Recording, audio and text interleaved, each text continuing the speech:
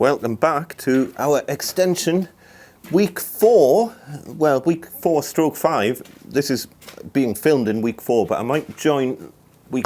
Oh, god damn it.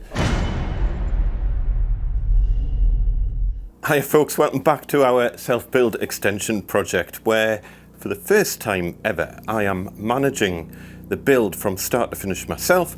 We've got an amazing bricklayer doing the bulk of the work. I'm doing all the kind of donkey work. I'm doing the labouring, ordering, quantity surveying, general kind of coordination and dog's body. And so is Mrs. Mac, by the way. By no means can I take credit for all of this. Mrs. Mac has done a huge amount of the work behind the scenes. Anyway, as I say, helicopter. Anyway, week 4. Again, it's been a bit stoppy-starty. We had bad weather at the beginning of the week, so Alan's only really done 2 days this week because of weather. And then on Thursday, we ran out of cement because he has been motoring on so quickly. Let me give you a quick guided tour of what you can expect by week 4 in a typical extension like this. Well, it's not that typical, actually. There's a lot of complexities with this, which I'll show you in a minute, but we're motoring on, and we've got the joiners scheduled to do the hipped roof in just over a week's time. So fingers crossed, one more week of bricklaying, which, as I say, I might kind of tag onto this video anyway. We might do week 4 and 5 all in one, because then we'll be up to wall plate level and we'll be over to the joiners doing the roof and me doing all the joinery at the back side of things. So we'll start kind of at the front and work backwards, because as you can see, Alan has done a lovely job getting the lintel in and getting all of this reclaimed brickwork in down the side here. Look at this. Isn't that gorgeous? That is all original bricks from the property that's been used to build up here. We need to keep a gap here to stop damp getting bridging across here, and to stop it from, well, to stop thermal bridging and whatnot as well. That'll get a vertical DPC put down that gap along with some foam insulation and whatnot. But it's all kind of tied in together. There's a vertical DPC and wall starters going up the wall at the back there. And as you can see, the first lift, second lift is all done. So we are up to wall plate level at the back, and we've got it done as far along as we can get, because we're waiting on a little bit of scaffolding at the front, and that's now in. So now Alan can finish off this kind of corner, bring that up to height, and finish up inside what will become the master bedroom. Let me take you up there and show you what's going on. So, through our enormous garage door, check this out. I'm loving this door. Easy access for little mini diggers and stuff like that out into the back garden. Oh, we've got all of our timber. Well, not all of our timber, but most of our timber has arrived. Remaining lintel for the back window.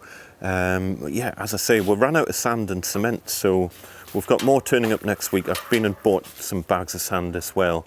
We were using ready mix for most of this build, but then what we also did is we bought a ton of building sand and 7 bags of cement to go with it, just so that if you run out of mortar or you just need to put like a little batch on, then you've always got a way. It kind of gets you out of sticky problems. So the ready mix is fantastic because it's quick, saves you a lot of like mixing cement. It's not that much more expensive, but you do end up with a massive tub of cement that you need to kind of use up, and it's not quite as strong. It takes longer to go off basically, so you can't build as high in one go with the ready mix, whereas this sets much more quickly with the hand mixed stuff. Anyway, let's head up and I'll show you kind of progress. As you can see, back of the house, I've got the cut done for the window there, and we've got the other half of the window formed. You know I want you close, maybe hold your hand a little while.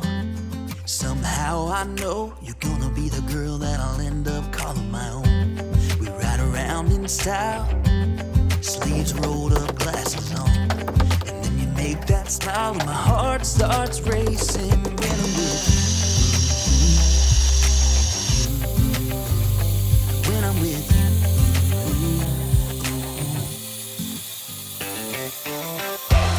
Can't get enough of this, being with you is like never-ending sunshine. Feels like everything stops for a while when we look into each other's eyes. How could I ever let you go now when you're looking like that?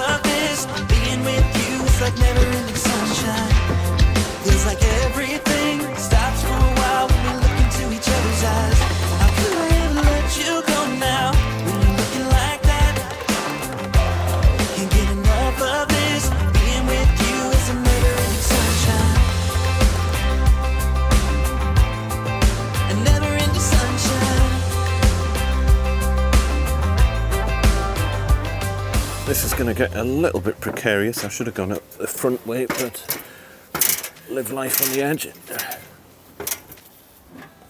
So this is onto the second lift now, and what will be the master bedroom.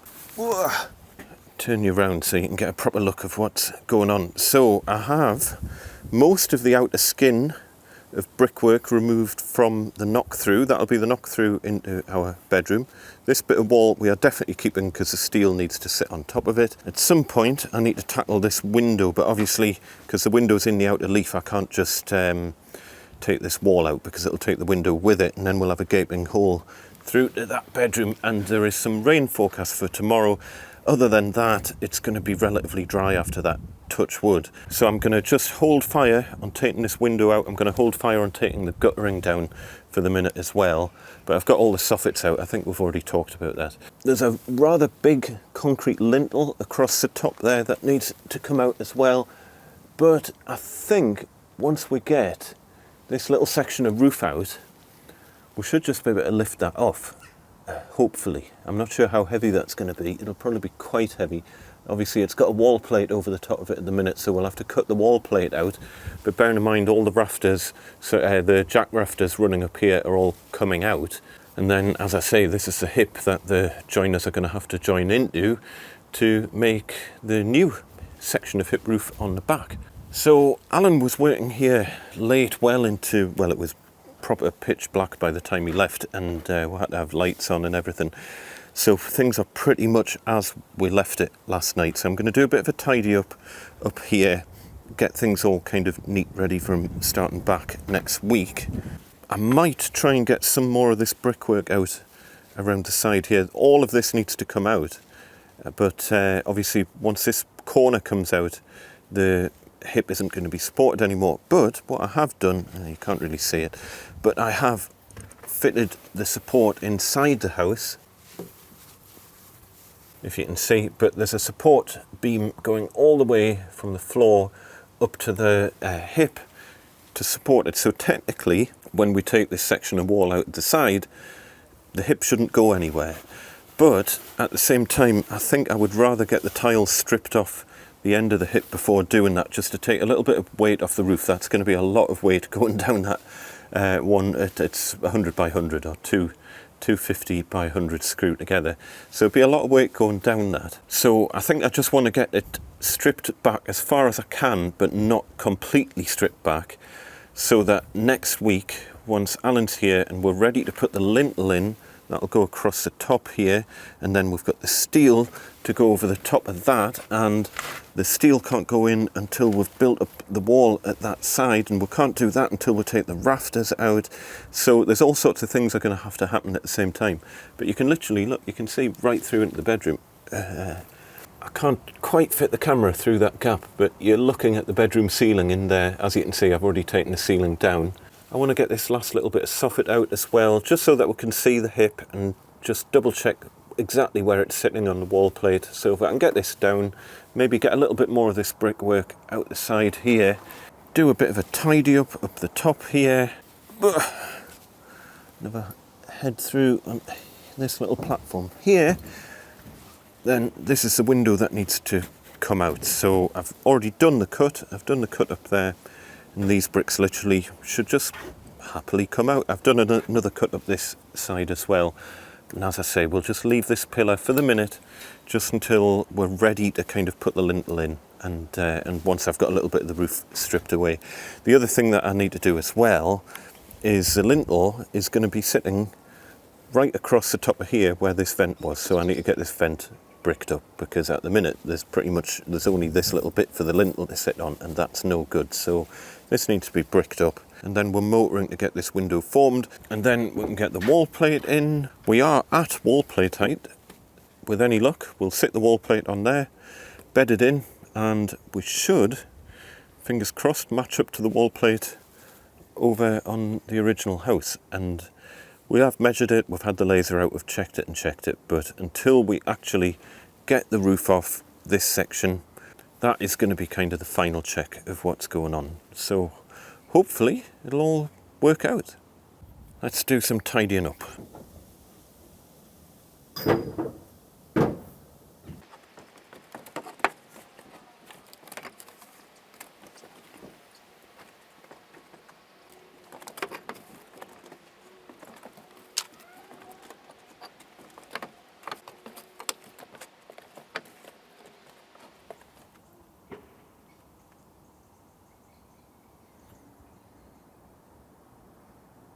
Right, that's us all clean and tidy up here, and what I need to do now is shift some of these scaffolding boards down to the first lift. Oh, I still need to cut that out. I might do that today. All the cavities are covered, as I say, rain forecast for tomorrow. I do like to keep the cavities dry, especially in a situation like this where we're backing onto a neighbour's property. I don't want like the gap between the properties filling up with water before we've even started. So I'm doing my best to keep the cavities dry if possible. Unfortunately, I can't film this cut because my camera will end up getting absolutely soaked. So I'll come back to you once it's done. Right, that's done. Not the safest of jobs, not something I particularly want to show people on YouTube. One thing I did want to show you though was the remnants of the bee's nest that was under here. I think I've got most of it out, but I need to get, these ridge tiles need to come off and the hip needs to come off anyway. So unfortunately this one was already broken. I don't particularly want to be replacing all of the ridge tiles. We'll see what sort of state they end up in when they come out, but I wanted to show you this. Check this out.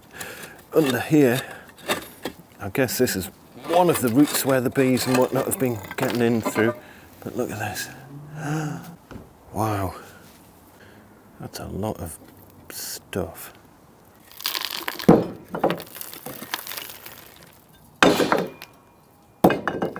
Really need to start at the top and work down with these. Oh, a little bit more off. Oh god, it goes all the way up. Okay. I don't know if I can do this one-handed.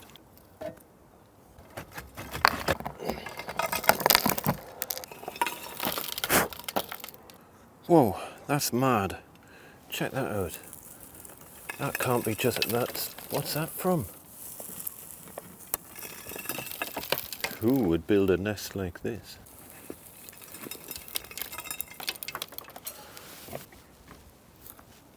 Well, it doesn't go all the way up, thankfully. There's feathers in it. Definitely birds of some description.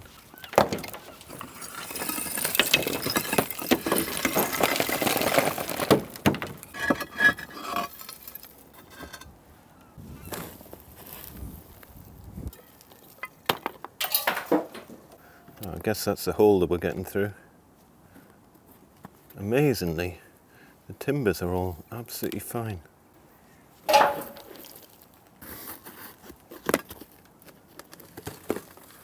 Oh god. Wow. It's never ending. Look at that.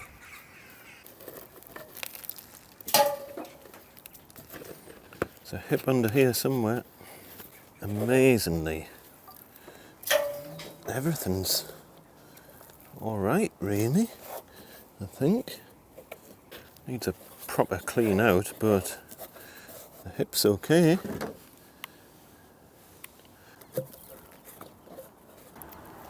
Right, this is one of these jobs that I'm going to have to stop at some point because it's getting late, and the whole idea was I was supposed to be covering the roof up, not ripping it to bits. At least we know there's no remnants of a bee's nest, which is kind of good news. But I can see taking this hip down is going to be fun. Still amazed. The battens are just perfect. Nothing rotten about that.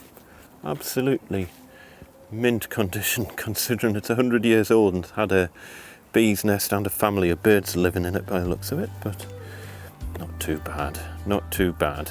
Oh, check out the evening sun on the trees over there. Beautiful.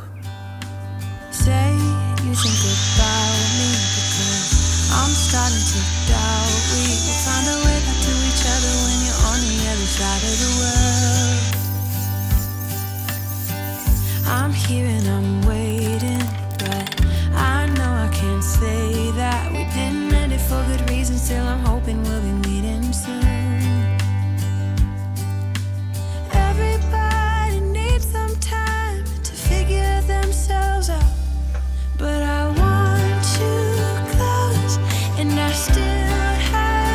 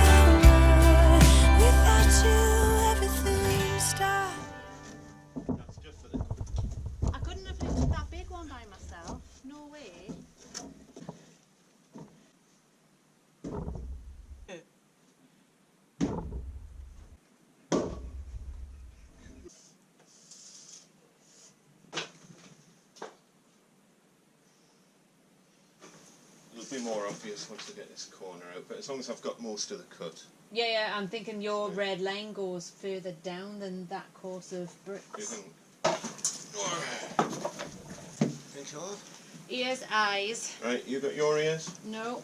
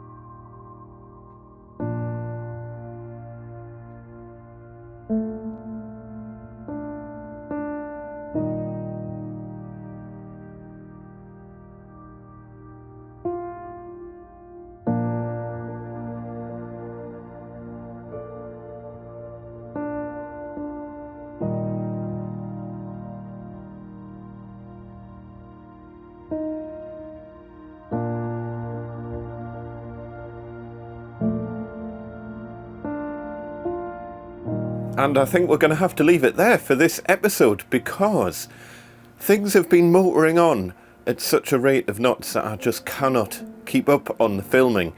Things have gone a little bit crazy. Everything started happening at the same time, and that means the build is having to take priority over me getting the camera out every 2 seconds. We have managed to get the roof completely stripped out. All of the old roof tiles that are going to get reused at the front of the property are here. So these are the tiles off the hip.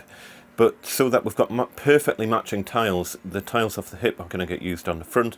We'll then use new tiles on the hip because you'll not really see it. We've also got reclaimed tiles coming for the back of the house, which pretty much match those. The very, very slight difference, but the roofer has said that they'll be fine. As you can see, we've got crazy quantities of the insulation that have come out. I might do a separate video about this, but I don't know. There was people raving on about like the insulation's going to destroy the rafters. Does that look like a destroyed rafter to you? There's a rafter that's had the insulation against it for probably best part of 10 or 20 years or something. That's the top of the rafter there. It is absolutely solid. Nothing wrong with that at all. It's like the day it was first installed, just to show you.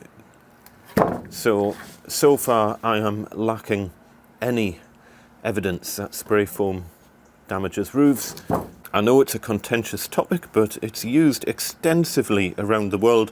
Providing you've got a good waterproof membrane between the tiles and the wood so that water can't get trapped against the wood, then as far as I can see, it should be absolutely fine. So why mortgage companies in the UK, when we're wanting to insulate houses more, why mortgage companies are saying spray foam is a bad thing is beyond me. It's just the usual kind of knee-jerk reaction over a couple of horror stories where the roof has probably been leaking anyway and water's ended up getting trapped between the tiles and the rafters. And yes, of course that's going to cause problems, but that would cause problems in any roof. It's just accelerating a pre-existing problem. But providing your roof is already in good condition, I have seen zero evidence. Let's have a look. There's more pieces over here. You show me the rotting rafters. Any of those rotting? Another here. Another here. Show me the rotting rafters. Absolutely perfect. And we ended up with a really nice, toasty, well-insulated loft. So do your own research, make your own minds up, folks, but be careful just going off the knee-jerk reactions and the kind of scaremongering that you see in the media these days. The window is completely formed and all out, and we've got most of this wall taken out all the way down to where the wall plate's going to go at the bottom there. I haven't taken out this one section of wall yet. Message from the daughter there. I think we'll talk about that more in the next episode because things are accelerating and I can't keep up. As per usual, folks, if you've been enjoying this series, then there's loads of extra stuff over on the member zone, members.gosforthhandyman.com. You can sign up on there and you can get access to all sorts of much more detailed information about this build, budgets, plans, a lot more information about what things are actually costing us, so going into the very kind of nitty-gritty detail of everything over on the member zone. So if that is of interest, head over there. If you're just a fan of the channel and you want to chuck a couple of quid in the pot, head over to the member zone. Loads of extra videos over there, not just on this extension project, but loads of stuff about the renovation itself and loads of other pricing information from past jobs and stuff like that as well. So hopefully you'll find that useful. In the meantime, I hope you've enjoyed this. I shall see you next time. Tatty bye.